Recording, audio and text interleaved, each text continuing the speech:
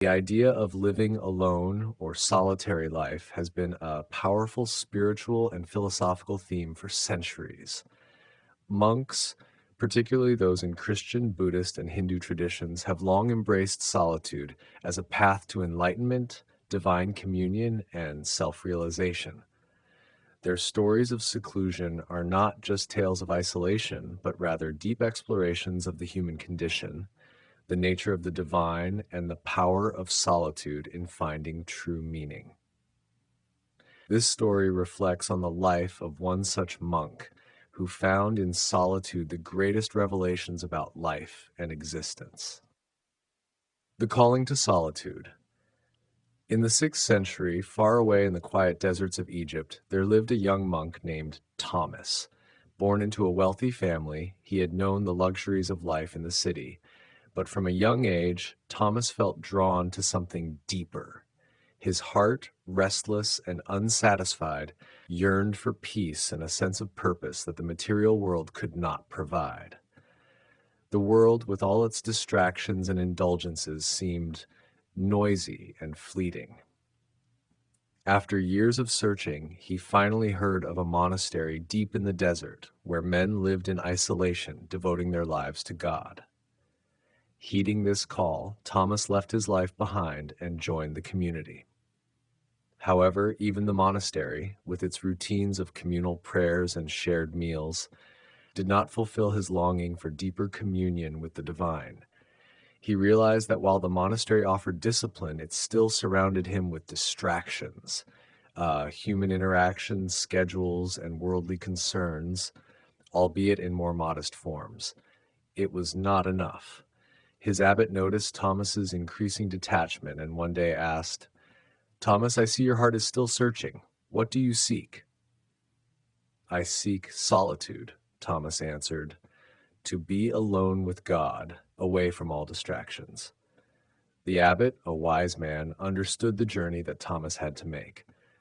"Very well, my son, but remember, solitude is a double-edged sword. It can lead you to God or to madness. Know yourself before you embark." The desert life. With the abbot's blessing, Thomas moved further into the desert, where the only company he would have was the vast stretches of sand, the silent stars, and the whispers of the wind. He built a small hermitage, a simple stone shelter, and began a life of prayer, fasting, and contemplation. At first, the isolation was terrifying. Days blended into nights, and the silence was oppressive. Thomas struggled to quiet his mind. His thoughts, once distracted by the monastery's routines, now rushed at him like a flood. Doubts, fears, and memories of his past life. He missed human company, the comfort of conversation, and the simple warmth of another's presence. At night, the howling winds outside his hermitage echoed his inner turmoil. But over time, something remarkable happened. As the distractions faded and his mind became clearer, he began to sense something he had never felt before, an awareness of the present moment that was profound and all-encompassing.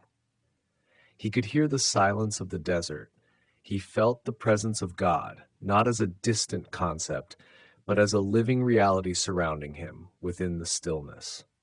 He realized that the solitude he feared was not emptiness but fullness, a space where the divine could enter.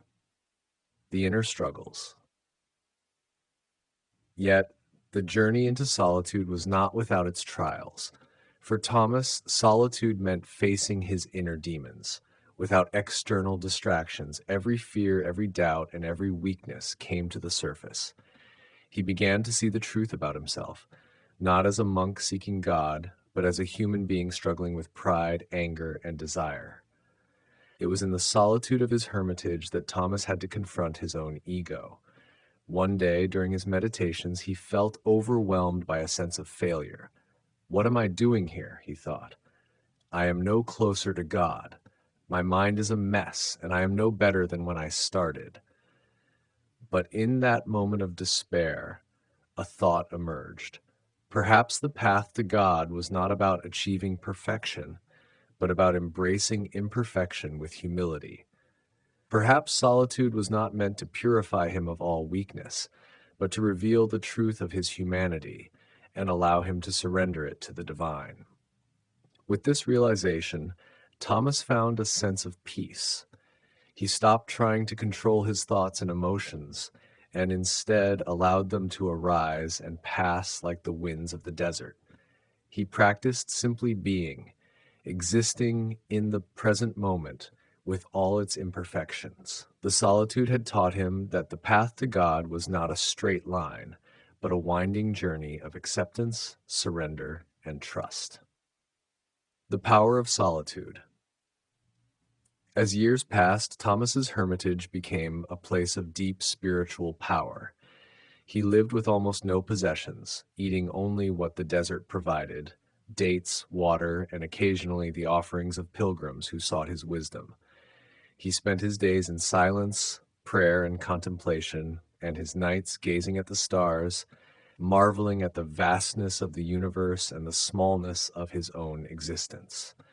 The longer he stayed in the desert, the more he came to understand the deep truth of solitude, that it is not loneliness, but a profound connection with the essence of life. In solitude, Thomas found that he was never truly alone. He was surrounded by the presence of God, by the life of the desert, and by the vast expanse of the universe. He realized that in seeking isolation, he had found communion, not with people, but with the divine that pervades all existence. His solitude gave him a new perspective on life. He saw how fleeting and fragile the world of men was, how they rushed through life, distracted by trivial concerns, never pausing to truly see the beauty around them. He understood now that true peace could not be found in all things, but only within oneself, in the quiet spaces of the heart. And he understood that the purpose of life was not to achieve or possess, but simply to be, to experience, and to love. Return to the world. After many years, word of Thomas's wisdom spread, and people began to seek him out. At first, they came in small numbers, other monks, pilgrims, and those seeking spiritual guidance. But soon larger crowds followed, hoping to hear his teachings. Thomas, however, had no teachings to offer, no grand sermons or profound insights. He simply shared the truth that solitude had revealed to him, that the answers to life's greatest questions could not be found outside but only within, in the quiet spaces of the heart. His message was simple: go into the desert of your own heart, face your fears, your doubts, and your desires, and there, in the silence, you will find God. Though he spent most of his time alone, Thomas welcomed those who came with genuine hearts, seeking the same peace he had found. He shared with them the importance of stillness, of silence, and of being present. And when they left, he returned to his life of solitude, grateful for the simple joys of each day: the warmth of the sun on his face, the sound of the wind in the desert, and the presence of the divine in every moment. Conclusion. The story of Thomas is just one of many tales of monks throughout history who have embraced the power of solitude. Whether in the deserts of Egypt, the mountains of Tibet, or the forests of India, monks have sought isolation not as an escape from the world, but as a way to find deeper connection with the divine. In solitude, they have discovered the truth that the world is full of distractions, but in the quiet places of the heart, there is peace, clarity, and a sense of oneness with all of life. Thomas's story reminds us that the power of solitude lies not in being alone, but in being present. It is in the silence that we can hear the voice of the divine, and it is in the stillness that we can find true peace.